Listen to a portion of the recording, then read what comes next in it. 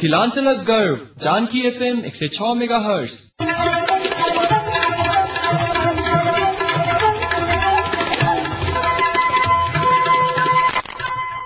नमस्कार, Janaki FM 106 megahertz Janaki समाचार में अपने के स्वागत है। राजन से सुनल जाओ समाचार।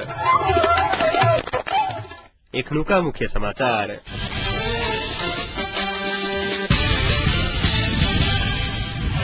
आई विदा के देवी सरस्वती के पूजा आजा का देश भर धूमधाम के संग श्री पंचमी मनाउल जा रहा। समाज के व्यवस्थित आ वैज्ञानिक बनाना आवश्यक रहल एमाले अध्यक्ष खनाला कहब। पार्टी के एकजुट बनाव कांग्रेस सभापति कोइरालाक आह्वान। जनता चाहला पर आपके प्रधानमंत्री अपने बनब ओली के बोली। आई माघ शुक्ल पंचमी अर्थात श्री पंचमी पावन विद्या के देवी माता सरस्वती के पूजा आराधना का आई जनकपुर सहित नेपाल भारत में हर्षोल्लास पूर्वक मनाउल जा रहा है। माता सरस्वती के पूजा के लख आई जनकपुर विभिन्न चौक तथा देश भर के विद्यालय सब में भव्य रूप में सजाओल गल तो विद्यार्थी सब एखन अपन अपन पायक पड़ वाला ठाम सब में माता सरस्वती के प्रतिमा पर फूल माला अबीर प्रसाद चढ़बैत पूजा पाठ कर रहा। खासकर माता सरस्वती के विद्यार्थी शिक्षक कर्मचारी व्यापारी सहित मजदूर सब से श्रद्धा भक्ति पूर्वक पूजा पाठ करे छात। आजुक दिन बाल बच्चा सबके अक्षर आरंभ करावा के सर्वोत्तम दिन से मानल जाता है। माता सरस्वती के पूजा पाठ करत आजुक दिन से बच्चा सबके पठन पाठन शुरू करावा के संगे अक्षर लिखावा के शुरू कैला पर विद्यार्थी मेहनती लगनशील आ बुद्धिमानी हेबाक जन विश्वास रही एहि बीच काठमांडू उपत्यका के स्वयंभू लेले आ नील सरस्वती में बड़का मेला के आयोजना कैल गेल। ललितपुर के लेले सरस्वती कुंड में स्नान कर सरस्वती के दर्शन कैला पर विद्या आ ज्ञान प्राप्त हेबाक विश्वास रहला। आई सरस्वती पूजा के शुभ दिन भेला से विवाह कैला पर साइन नहीं देखा पड़त बताओल गेल।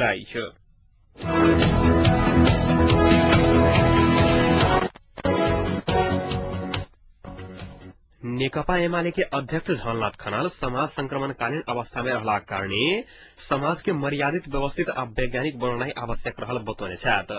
नेपालक सांस्कृतिक आंदोलन के अगाडि बढ़ाव साहित्य के बड़का भूमिका रहल कहत विकृति विसंगति के अंत्य क वैज्ञानिक समाज निर्माण तरफ साहित्य से भूमिका खेल पड़त बतौने छथि।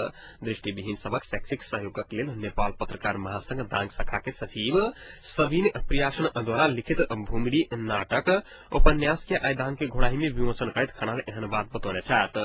खनाल शांति आ संविधान निर्माण प्रक्रिया के निष्कर्ष में पहुंचाव सब क्षेत्र से दबावमूलक कार्यक्रम के आवश्यकता रहल बतौने छथि।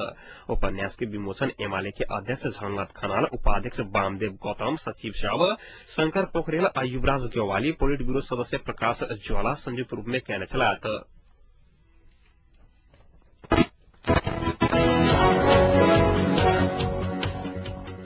नेपाली कांग्रेसक सभापति सुशील कोइराला पार्टी के एकजुट बनाव सहयोग करा गांव स्तरीय कार्यकर्ता सबके आह्वान कहना है। दाङ के देउखरी के लालमठिया गाविस बघडढ़ी में रहल सभापति कोइराला आई भोर स्थानीय कार्यकर्ता संघक भेंट में पार्टी एकता में स्थानीय कार्यकर्ता के भूमिका महत्वपूर्ण है बतौने छलैथ। सभापति कोइराला संघक भेंटक बाद स्थानीय नेता तथा कार्यकर्ता गांव से केन्द्र धरि पार्टी के मजबूत बनाव लजाय के विकल्प नहीं रहल बतौने छलैथ। एकीकृत नेकपा माओवादी शांति प्रक्रिया संविधान बनावन नहीं चाहने अवस्था में अब कांग्रेस के सहमति के वातावरण निर्माण क वही की जिम्मेवारी वहन करा के समय आयल समेत वो बतौने छलैथ।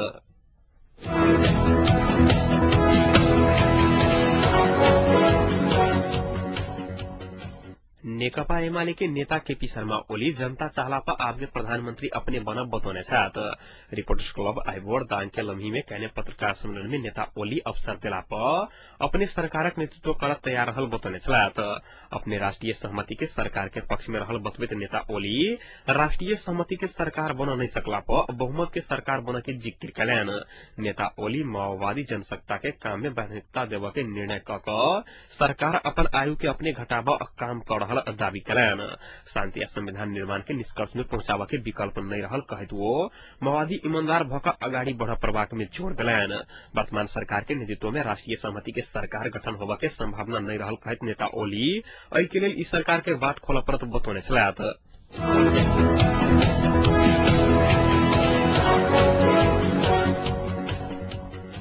नव संविधानक विवादित विषय के काल्हि धरि अंत करबाक लेल तीनू पैघ दलक सहमत भेल अछि। सभामुख सुभाष चंद्र नेमुआंग आ संवैधानिक समितिक सभापति नीलाम्बर आचार्यक उपस्थिति में आइ सम्पन्न बैसार में ई सहमति भेल अछि। माओवादी, कांग्रेस, एमाले आ मधेसी मोर्चाक शीर्ष नेता सभक बैसार में सहभागी छलाह। संवैधानिक समिति द्वारा निर्धारण कयल गेल विवाद समाधान समितिक समय सीमा काल्हि समाप्त भ रहल अछि। निर्धारित तिथि में विवादित विषय के समाधान नहि कयल गेल पर संविधान सभाक बहुमत के आधार पर समाधान करय के प्रावधान रहल अछि।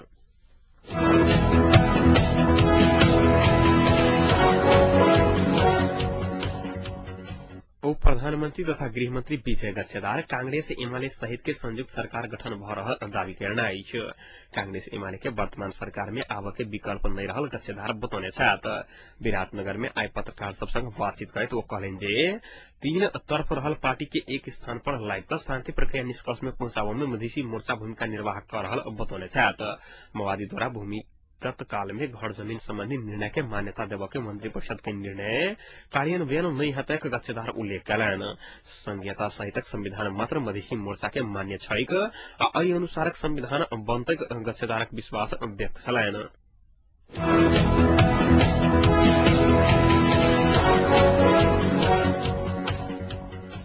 नेपाली कांग्रेसक वरिष्ठ नेता शेर बहादुर देउपा नेपालक 75 जिला के प्रदेश बनाकर प्रस्ताव आगू बढ़ौने अछि। राज्य पुनर्संरचना आयोग में संघीयताक विषय में सहमति नहीं भ रहल अछि, जाहि कारणे समय पर संविधान नहीं बनि सकत देउपा बतौने छलाह। राजधानीक एकटा कार्यक्रम के संबोधित करैत देउपा कहलनि जे संघीयता विषय में आम सहमति नहीं बनि रहल छैक त 75 जिला के अधिकार संपन्न बनाकर आगू बढ़ल जा सकैत अछि। माओवादी ईमानदारी पूर्वक शांति प्रक्रिया के निष्कर्ष में पहुंचाबा के आंट करैत शासकीय स्वरूप सहितक विषय में कांग्रेस सहमति करबा लेल तैयार अछि देउपा बतौने छलाह। विगत कार्तिक 15 गते के सहमति के ईमानदारी पूर्वक कार्यान्वयन कयल गेल त शांति प्रक्रिया संविधान निर्माणक काज निर्धारित तिथि में पूरा भ जेतैक हुनक कहब छलनि।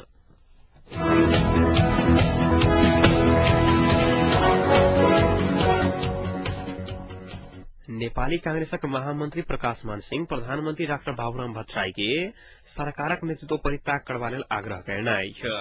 बाड़ाक पथलैया में आई नेपाल तमांग संघक द्वारा आयोजित कार्यक्रम में महामंत्री सिंह भट्टराईक सरकार के नेतृत्व करबाक राजनीतिक अधिकार नहीं रहल टिप्पणी कयने छलाह। भट्टराई नेतृत्वक सरकार जनता प्रति उत्तरदायी नहीं भ माओवादी कार्य प्रति मात्र जिम्मेदार भ क काज कर रहल आरोप लगबैत महामंत्री सिंह भट्टराई के राजीनामा देबाक लेल आग्रह कयने छलाह। कांग्रेस महामंत्री सिंह माओवादी के द्वैत चरित्र के कारण शांति आ संविधानक काज में अवरोध सृजना भेल आरोप लगौने छलाह। विवाद समाधान उप समिति में अपने सहमति कयने विषय में माओवादी संवैधानिक सहमति में विरोध कक बखेड़ा निकाला के काज करने आरोप लगौलनि अछि। वो माओवादी के आंतरिक विवादक कारण शांति प्रक्रिया धराप में पड़ल टिप्पणी कयलनि।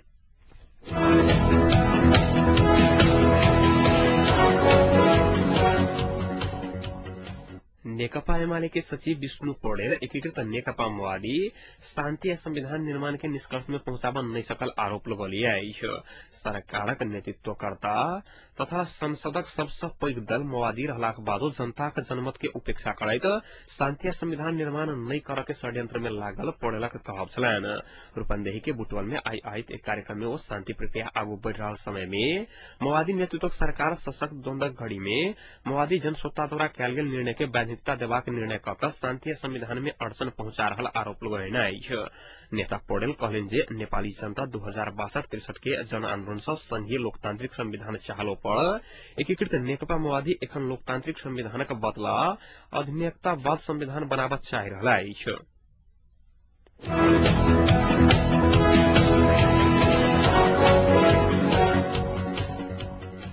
अफगानिस्तान में कार्यरत बेलायती गोरखा सैनिक के मृत्यु भेल अछि।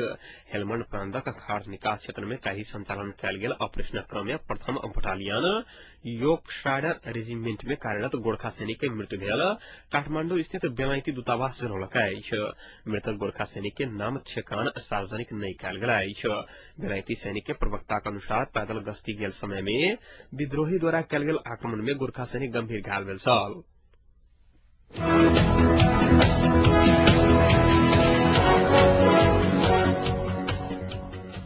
अब तापक्रम एखन जनकपुरक तापक्रम 17 डिग्री सेल्सियस रहल अछि।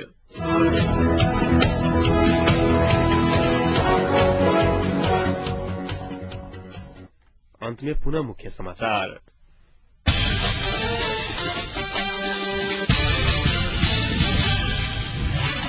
आई विद्या के देवी सरस्वती के पूजा आजा का देश भर धूमधाम के संग श्री पंचमी पावन मनाउल जा रहल समाज के व्यवस्थित आ वैज्ञानिक बनाना आवश्यक रहल एमाले अध्यक्ष खानालाल कहब पार्टी के एकजुट बनावा कांग्रेस सभापति कुरालाक आह्वान जनता चाहला पर आपके प्रधानमंत्री अपने बनब ओली के बोली अहिक संग एकनुका जानकी समाचार एतै सम्पन्न होइत अछि पुनः जानकी समाचारक संग उपस्थित रहबेटा करब ताधर के सुनते जानकी एफएम 106 मेगाहर्ट्ज नमस्कार।